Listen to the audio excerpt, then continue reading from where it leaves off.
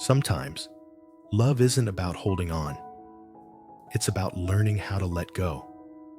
Tonight, we follow the heartbreaking story of James, Tu Diep, and little Nee, a family bound not by blood, but by love, stronger than any name could give. When life forces them to choose between the heart and the mind, which will they follow? Stay with us until the end. And if this story touches your heart, don't forget to subscribe so you never miss another journey of love, loss, and healing. Red dust billows under the fading sun as James rides fast down the narrow countryside road. The old school gate creaks open, and a chorus of children explodes into laughter.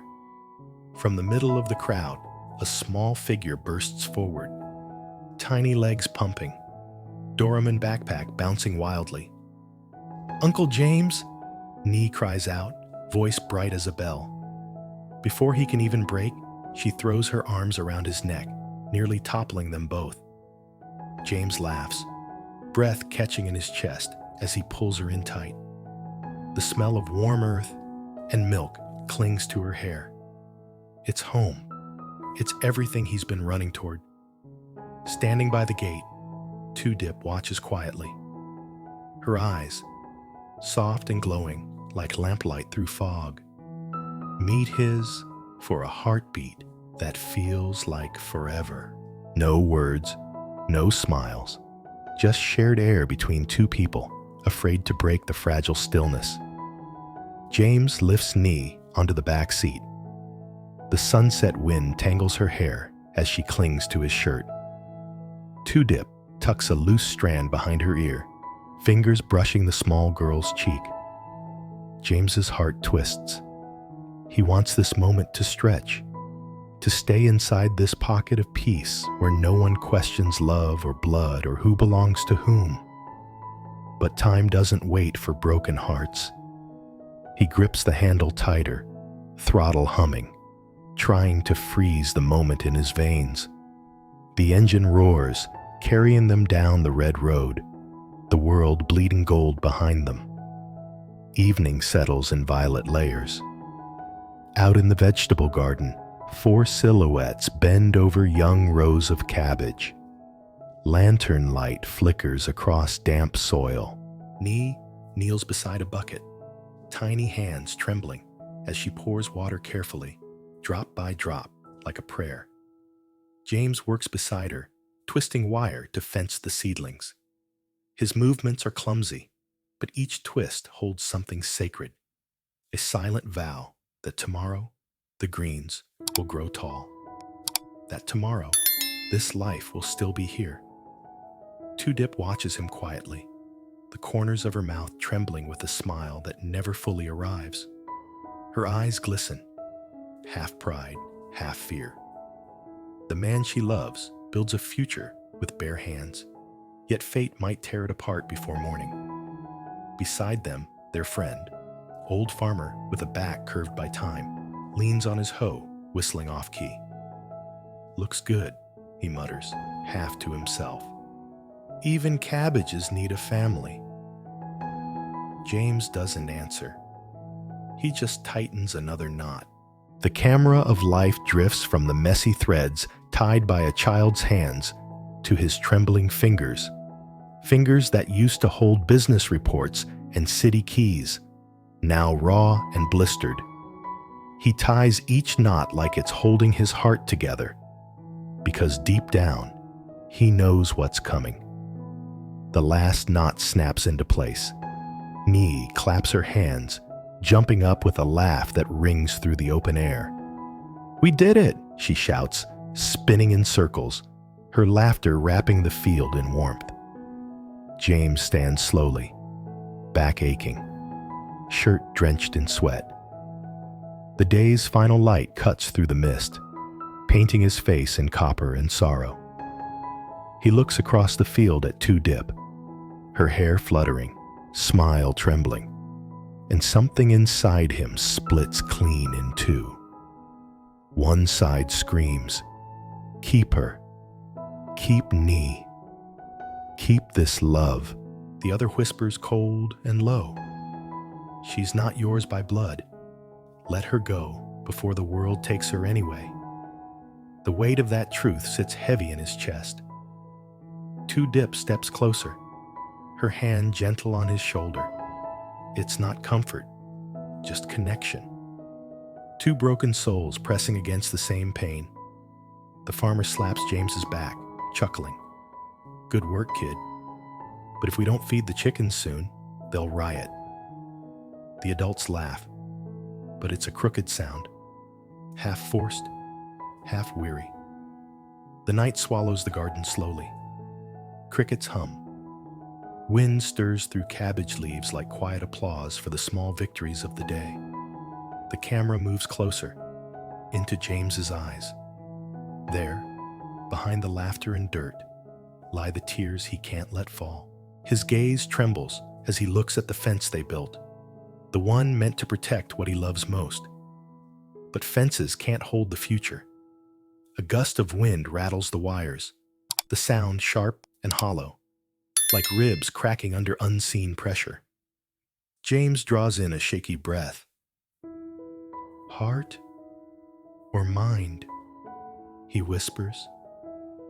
The words hang there, too fragile for echo, too heavy for silence. The night answers with nothing, only the faint rustle of leaves.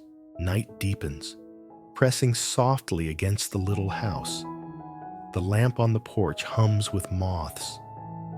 Nee sleeps inside, one hand clutching her duramen bag like a secret treasure. James stands outside, leaning on the fence they built. He watches the stars bleed faintly through the haze of countryside smoke. Each one reminds him of a promise he's made, but doesn't know how to keep. Tu Diep steps out quietly, wrapping a shawl over her shoulders. You should rest, she murmurs. Her voice floats in the air, almost breaking. He shakes his head. If I sleep, I'll dream about losing her. For a moment, neither of them speaks. The crickets fill the silence. Somewhere, a dog barks once. Then the world goes still again. Tu Diep leans on the fence beside him, her hands brushing his. You think love alone is enough? She asks. He laughs softly, the sound hollow. Love's the only thing I have left. Her eyes lower. Sometimes, love is what destroys us too. The words linger. He looks at her, trying to find anger, but there's only exhaustion, like two candles burning each other just to stay alight. The next morning smells of wet earth and decision. A letter sits folded on the kitchen table. The handwriting, his, is uneven, stained by the night. Tu Diep stares at it, unable to touch. Outside, James ties the last rope on the motorbike, packing what little he owns. A few shirts, some tools, a photo of Nee smiling with missing teeth. The sun climbs behind him, stretching his shadow long and thin. Tu Diep finally steps out, letter still in hand. You're really leaving? He doesn't answer right away. He just adjusts the rope one more time. Her grandmother called, he finally says, voice rough. She wants to take Nee back to the city. Says it's time she starts school there. Proper school. Proper, Tu Diep repeats, as if the word itself were poison. James nods. She's right. Nee deserves more than what I can give here. The silence that follows feels endless. Tu Diep walks closer, every step heavier. You think walking away makes you the good one? He meets her eyes. No. It just makes me the coward who still wants what's best for her. She wants to scream, to beg him to stay, but she can see it in his eyes. He's already halfway gone. Nee wakes to the sound of suitcases scraping across the floor. Uncle James, she mumbles, hair messy, eyes still fogged with sleep. He turns, forcing a smile. Morning, sunshine. Where are we going? He kneels, brushing her bangs back. You're going to Grandma's, remember? Big city, new school, new friends. Her little face tightens. But I want to stay here, with you and Mommy Diep. Tu Diep bites her lip so hard it almost bleeds. James takes a deep breath. You will come back on holidays, okay? We'll plant more cabbages together. Tears brim in Nee's eyes. Promise?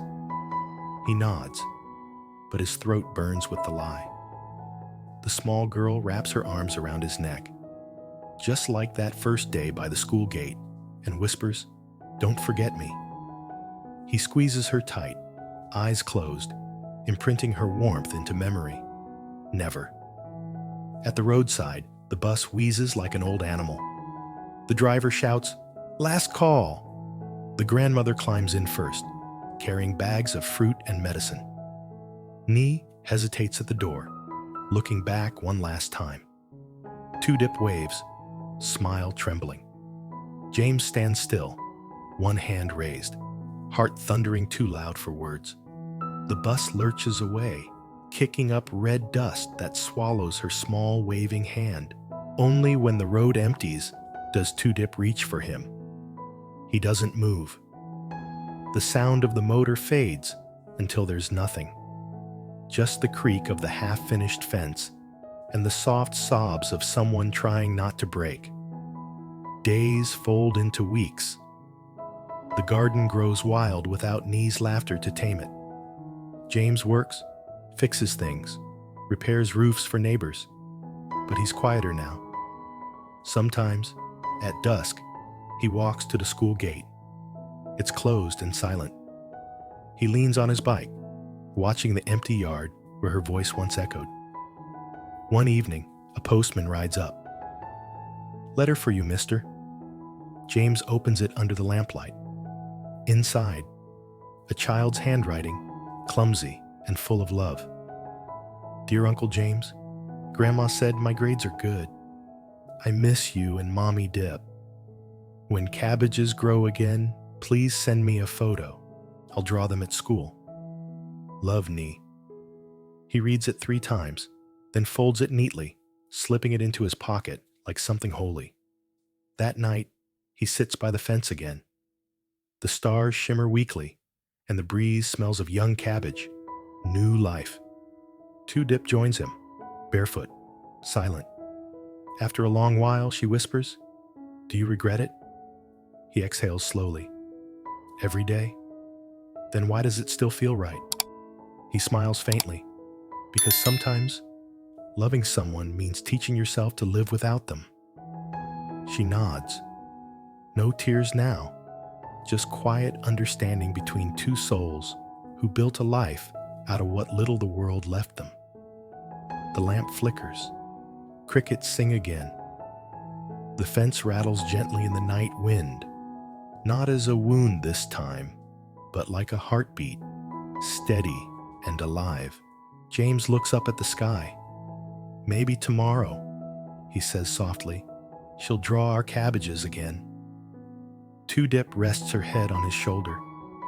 "And maybe one day," she whispers back, "we'll stop asking whether love was enough." The camera drifts upward, over the small home, the sleeping garden, the road where red dust never quite settles. A man, a woman, and an empty chair between them.